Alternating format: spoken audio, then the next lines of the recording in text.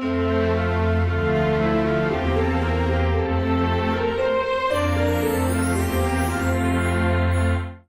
ho ho!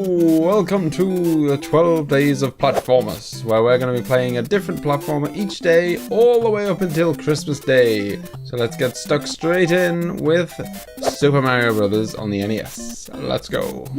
So how could I start a series all about platformers without starting right here, where for me platformers all began? Back in 1985 this was, and it's Mario's first ever game, his first ever game that's named after himself. He obviously made an appearance with Donkey Kong, and he's gone on to be, I haven't checked this stat, but he must be the most commonly used gaming character of all time. He must have at least 20 platformer games, and that's before you even start counting things like Mario Party. He got his own RPG, Mario Golf, Mario Tennis, Dr. Mario, the list goes on. He's been a boxing referee and Punch Out. He's done a lot. Yeah, brilliant character. And so this is where it all began. And I am going to show you, this isn't going to be kind of showing you every single level. What I'm going to do instead, which I thought would be quite fun, and keeps it quite short and snappy, is I'm going to show you how to complete this game as fast as possible. It's not going to be a world record speed run or anything, but it's going to be pretty speedy. There's going to be a few warps that I'm sure some of you will know, some of you won't. Right, so I think most people know this one. If you hop up here, then you can go all along the roof and go straight to a warp zone. You can warp straight to 4. And here we are, a 4-1. Whoop! Yeah, so this is a really easy level. Pretty much you can just run full speed the whole way. Is there a game that doesn't have? I challenge you to think of a game that is really good but doesn't have really good music. I don't think one exists. Love the music in this game. It's such a kind of important part of a game that I just don't think you can have a good game without really good music.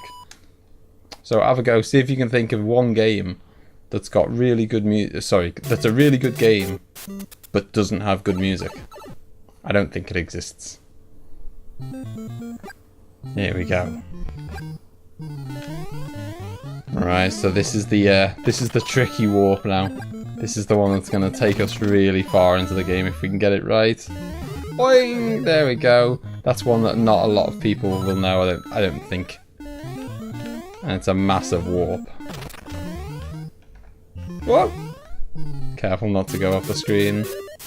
Take my little beanstalk away. So if you go up here, so we're on 4-2 at the moment. Check this out. This is going to take us to 8. Which is actually the final world. This is when things start heating up. This is when things get hard. So as I say, this is where things start heating up. This is where the game starts getting a bit hard. Still not too bad. You can just run across those one little... If there's just one gap, you can run across at full speed and you'll be absolutely fine. Yeah, so I've been watching a few speedruns of this, not in preparation for this video, just because I was watching them for fun a while ago. And it's kind of, obviously I already knew the game quite well, but it taught me a few things I didn't know. I love a good speedrun. Yeah, as I say, I'd never be able to kind of even attempt to compete on any kind of record level. But I can have a bash at doing a pretty fast run. Whoop. That's the hardest jump of the level by far. There we go. Should be in the bag now, but you can always screw it up there.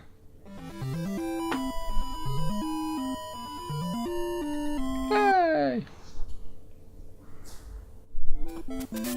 So we're on 8-2 now. Only a few more levels to go. So I don't know if you know the format of this game if you haven't played it before.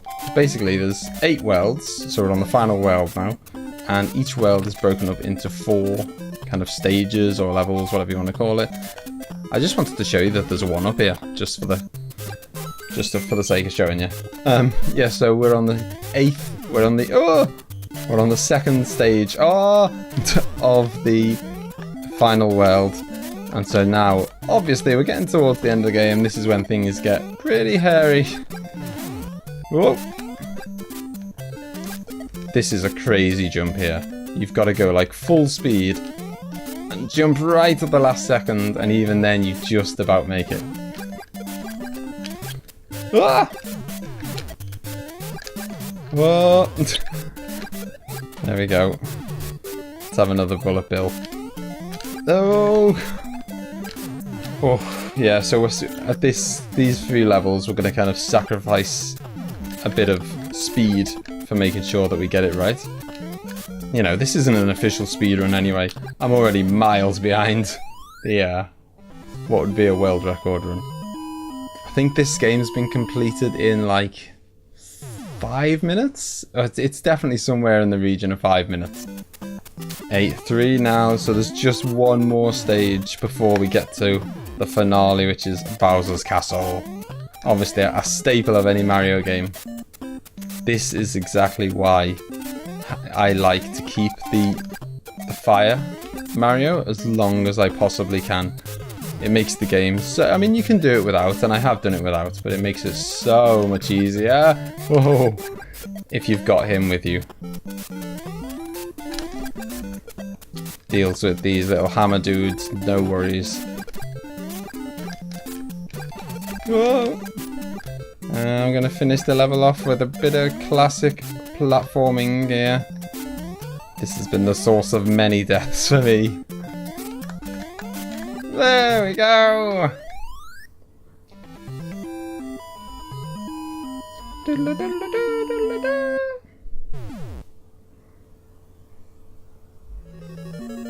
So here we are on the finale.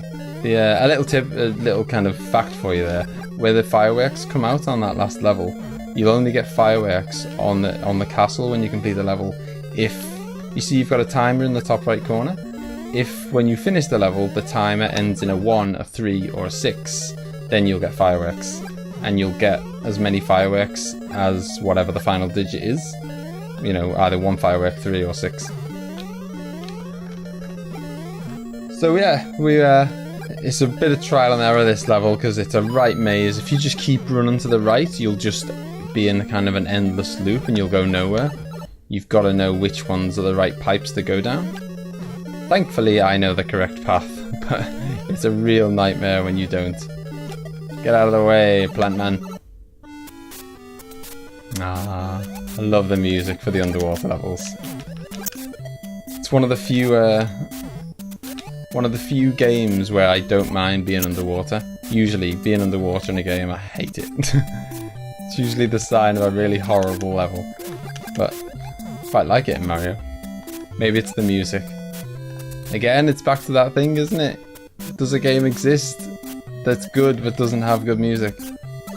It doesn't. There is none. Alright. This, people call him the end of game boss, that little hammer dude. Because he is the cause of much pain. And once you get past him, all you gotta do is deal with the final Bowser. We could just jump over him, but seeing as we've got fire, we might as well kill him.